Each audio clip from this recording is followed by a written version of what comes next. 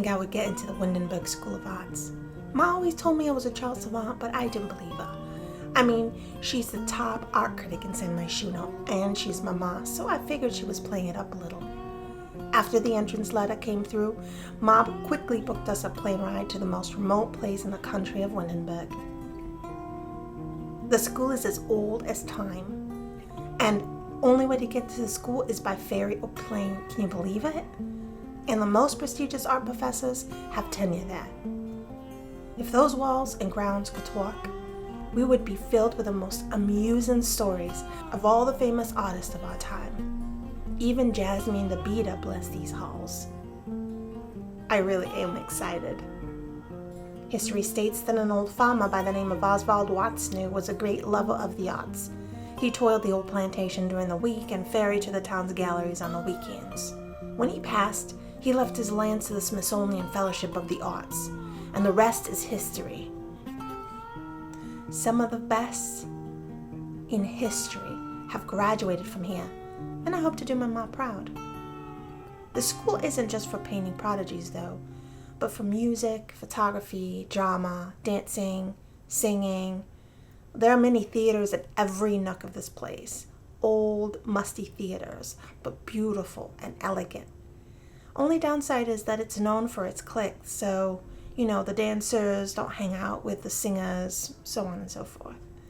I hope to find my group before I become invisible. I get my own dorm to myself. How lucky am I? Mama's a strict lady, and Pa not so much. He's disciplined and quiet, but on the inside, he's a teddy bear, so I could come home with a turd for a grade and he would still be proud. Only thing they strongly suggested that I actually focus on is schoolwork, and not boys. Well, Mom and Pa, it's gonna be hard, extremely hard, because miraculously, I was placed in advanced classes with 7 of the top students in all of the worlds, and all 7 of them happened to be boys. Lucky me. You know what else I'm lucky for? This entire country is riddled with painting easels in every corner.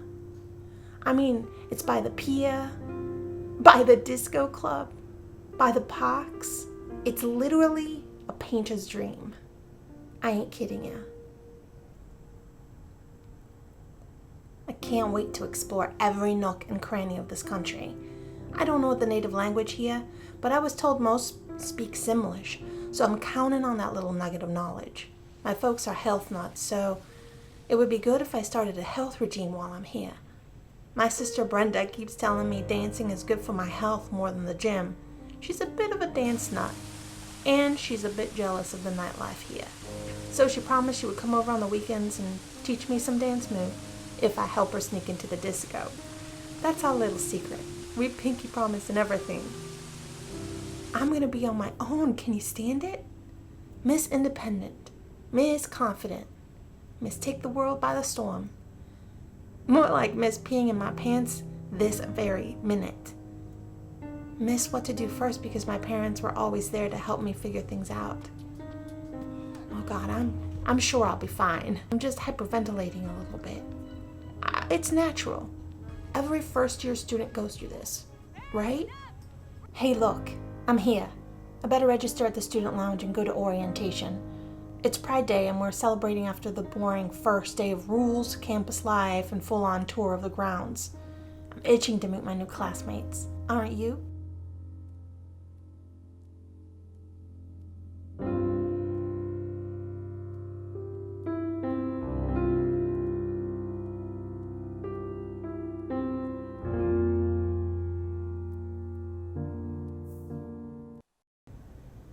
But Saida Almeida's first day of school after orientation was full of amusement and wonder. She gets to room with 7 first-year painters from all over the world. Betsy, being a painter savant, is coming to the game prepared for success, as did the rest of this motley crew. She made a beeline for Canon St. Clair the first second she was free of the prison that was orientation lecture. She had a thing for men with tattoos, but seriously, she had been boy crazy since she had recollection, so fraternizing and hanging out with these male specimen was not going to be a problem for her, at all. Cannon Sinclair is the blonde with the short hair. He's a foodie, creative, active, and business savvy. His father would have rather him go to business school, but his goal is to be a graphic artist, and from what Betsy hears, he's good at selling you anything. His family comes from Willow Creek, a small, sleepy town. Betsy heard the Goths were native to that town, and that's about all the history she really knew about Willow Creek. The young man in the black and white striped shirt and black shorts, his name is Adam Grant. Adam is romantic, creative, an art lover, and muser. He's actually Betsy's mom's, Arabella's, biggest fan. He met her in San Myshuno in one of the art festivals in the city and fangirled pretty hard. He tried to play it semi-cool with Betsy, but listing all the articles Arabella wrote about Jasmine Derguda was a bit much. He's harmless, but not the best first impression. The dude in the man bun is Darian James. Darian doesn't only sport an impressive height factor for hair, but his eyes are just as intense. He loves the outdoors and would rather have a bonfire in Pride's Day than in the students' lounge, but he was instantly smitten by Betsy's city charm. This urban princess was a straight shooter, and Darian loved that. He is a part of the prestigious lot of students on account of his precision with the paintbrush. He is a classic major and only considers the classics as art. He told Betsy he was from Sulani, and she was quite tickled, as her father is from the remote islands too. Her father never spoke much about the place, so she was hoping Darian could fill her in on island living, and I don't think he'd mind sharing time with her at all. The boys let Arabella teach them all about health and skincare. She had a few extra eye masks and charcoal masks to spare, given her sister Brenda and mother Arabella were extreme skincare fanatics. They all looked a fright but enjoyed the attention they got from Betsy. A late arrival to the party was Hayden Floyd. He's the gentleman with the green scarf and the blue shirt. He was a photography major, pretty outgoing and active. His goal was to be a sports photographer in the Sims Illustrated. He may have a shot at it given his parents are socialites from Del Sol Valley. Frank Holland, the kid in the baseball cap and khakis, is from Strangerville. His aim is to be a cartoonist. He showed the crew his portfolio sporting all the superheroes he's created and started talking conspiracy theories about his town. Betsy comes from a very supernatural background given all her mama shared about their family, but Frank's stories put all of her stories to shame, so instead of one-upping Frank, she gracefully let him continue the far-fetched stories that only she and Frank knew were real. The other boys kind of ignored him and changed the subject. Luke Matthews, the kid in the blue camo shorts and flip-flops, is the baby of the group, hailing from Brindleton Bay. He excels in gaming 3D art and is a boy genius. He skipped several grades in his hometown high school and is itching to graduate and land a job in Silicon Valley's gaming industry. He was a bit torn between gaming development and game design, but the artistic side of it won out in the end. The other boys tease him for being a bit of a mama's boy, but he gelled pretty good with the group, and Betsy thinks he's a sweetheart. Next on the agenda is dinner break. Betsy decided she would treat the boys to her abuela's arepas viejas recipe she learned from the family's cookbook. That's another side of her heritage Betsy is still a bit fuzzy about. There's so much of herself she doesn't know yet and has no idea how to glean this information. But that wasn't top of mind right now, because now she was just praying to Madre Cosecha she didn't burn the first meal of the first day, as things were not looking good in the kitchen. She could blame her low cooking skills today on the fact that Cannon was distracting her with his chocolate brown eyes and deep, sexy voice, but she knew all too well she was a novice in the kitchen, plain and simple. Oh, sweet Madre Cosecha, now the eggs are stuck to the griddle. She would salvage this one way or the other. Just have to get creative, and she had that in spades. Something had to be said about an artist's sense of self. The true painters would always express themselves with a splattering of color, like Connor, where a critic are a bit more reserved, like Adam is and Betsy's mom Arabella is. Connor and Adam greet themselves in the traditional Windenburg salute, but deep down they know they're competitors, fighting for a chance to date Betsy. Last but not least, we have Drake Bowie. He was born and raised in Newcrest. He's ambitious, self-assured, and desires nothing more than paint naked portraits of women the rest of his life.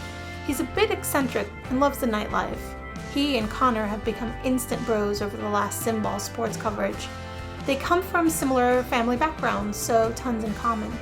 Betsy and Drake didn't have an opportunity to bond as much as she did with the other fellas, so He's hoping for a chance to spend some quality time in the morning. He's kind of feeling like she's his new muse, and he's very sure they'll hit it off.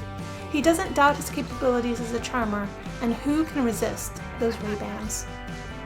While Cannon and Drake did some bonding of their own, Darian excused himself to email his family in Sulani. His family lives off the grid, so they didn't have a phone or PC to communicate while he was in Windenburg. But it's like the entire island is family, so he knew his kin would ask a neighbor for a quick look-see to ensure Darian's safe on school grounds. He may or may not have mentioned the new girl he met today, and may or may not have told them to send some extra Sulani luck his way. Luke decided to spend most of the night playing Blip Block. To be fair, this is how he spent most of his evenings back home, so nothing new there. The only thing that is new is all the new friends he made today and the smoking hot girl in their group. She was spectacular, he thought. He hoped that the fact he was a bit younger wouldn't derail the opportunity to get to know her better. True, he was a bit immature, but so much fun to be around. And did I mention he was a genius? He wouldn't hesitate to share that he is. Before bed, Adam traveled to La La Land and imagined a world where he and Betsy's mom would be writing partners for the San Myshuno Gazette, where he would ask her for her blessing to marry Betsy, and where they would have 5 children. He may be getting ahead of himself, but that is classic Adam. He spends most of his time imagining a reality that is extremely hard to achieve. Let's hope getting to actually date Betsy is a bit more attainable.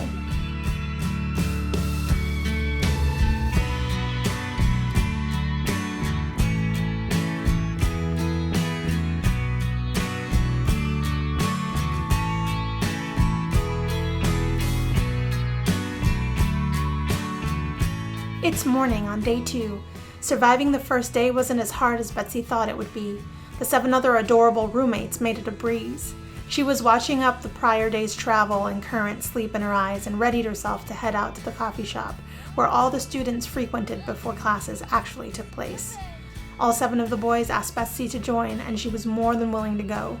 Coffee was her favorite, but more than that, she had heard how amazing the pastries were in Windenburg, and she wanted to experience it. It was a madhouse. Darian had already ordered her cream-filled flaky pastry. I mean, how sweet was he?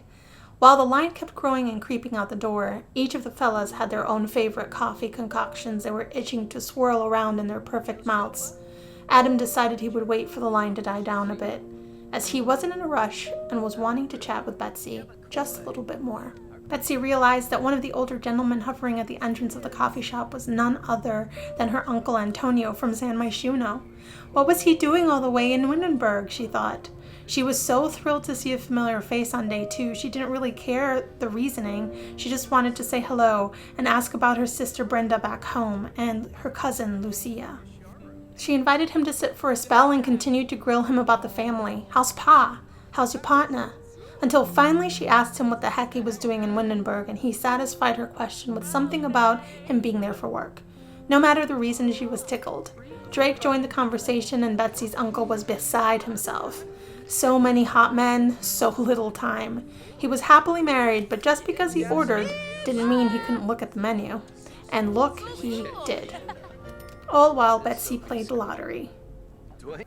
Before classes, she sat with Cannon, Darian, and Hayden. They compared their class schedules only to discover she had next period with Darian.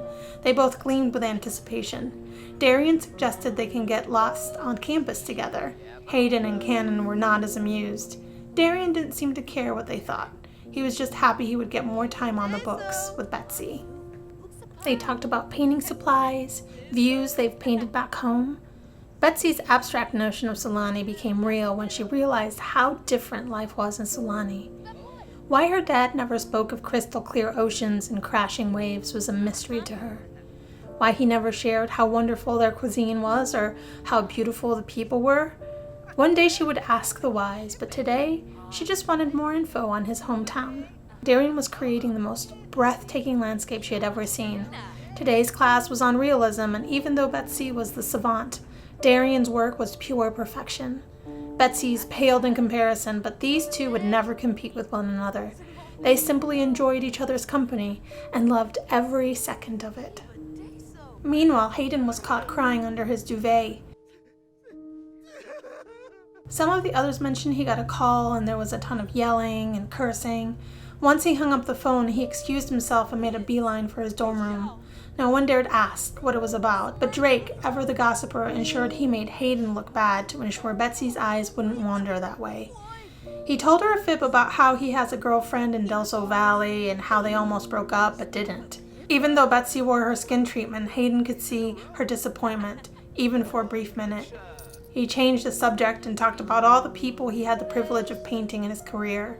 Name-dropping was one of his better character traits, and Betsy was not at all impressed. However, when he mentioned they all should go to the club that night, her mood quickly changed. She decided she would invite her sister and cousin to come out for the trip, if they could, and Brenda, her sister, did not hesitate. They were all curious to know why Betsy's sister carried dirty dishes into the club, but there were more important matters, one being dancing. While the kids piled into the club, Betsy asked Darian to stay back for a spell. She had no real reason why, and she did the most awkward thing ever. She showed off her muscles. Darian was a bit confused because Betsy was 90 pounds soaking wet, and this amused him. He really enjoyed her sense of humor. He told her he couldn't wait to dance with her, and that made her heart skip a beat. Betsy promised to save a dance for him, and he wore the cheesiest grin. They had all night to get to know one another, and the anticipation was killing them. He suggested that one day he would take her to a proper outing, no cement boxes, but nature, pure and pristine, where waterfalls are a normality and trees would dance for her. This made her smile. She knew Darian was outdoorsy. She was not so much, but at this point in the game, anything to get some more time on the books with this hipster. The crew of friends thought it would be hilarious if they all wore their face masks and did a routine together. The dancing clique would not be amused, but they didn't care. They were having a blast, and Betsy felt so honored. Whilst dancing, Betsy couldn't shake the feeling of ghosts in the dance hall. She was no stranger to this notion since the warehouse she lived in before was haunted. She knew without a shadow of a doubt this club was too. She ignored the haunting beings and tried to act as if nothing was wrong. The only others who knew what was happening was her sister Brenda and Frank, since he has had his shared experiences with the abnormal. One way to help distract her was making drinks for all her new friends and family. She made corkscrews like the ones she saw in Simtrest. Her sister was too preoccupied to care about drinks too much, as she was falling hard for Drake, and he was pouring it on thick, as usual. The only member of the new friends group not in attendance was Hayden. Ever since his call that afternoon, he was nowhere to be found, which reminded Betsy to gather all the guys' phone numbers. You know, for emergencies. The club kept getting overrun with spirits. They all seemed friendly enough so Betsy and Frank didn't cause a ruckus. The only other person who noticed Betsy become a bit tense was Cannon, as he eyed her with concern from across the room. Adam, who danced next to her, was oblivious as usual. They partied until 3 in the morning the next day.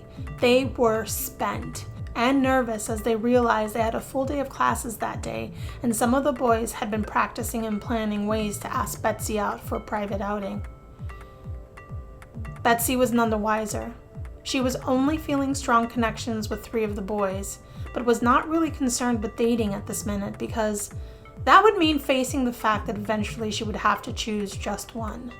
And tonight, she liked them all, but loved the idea of sleeping even more. As she walked to the ferry station like a zombie with her new friends and said goodbye to her sister and cousin, she realized what an epic adventure this had been. Only 2 days in, and she has had the honor of studying under prestigious professors in an elite college with incredible new friends she could wholeheartedly say she adores.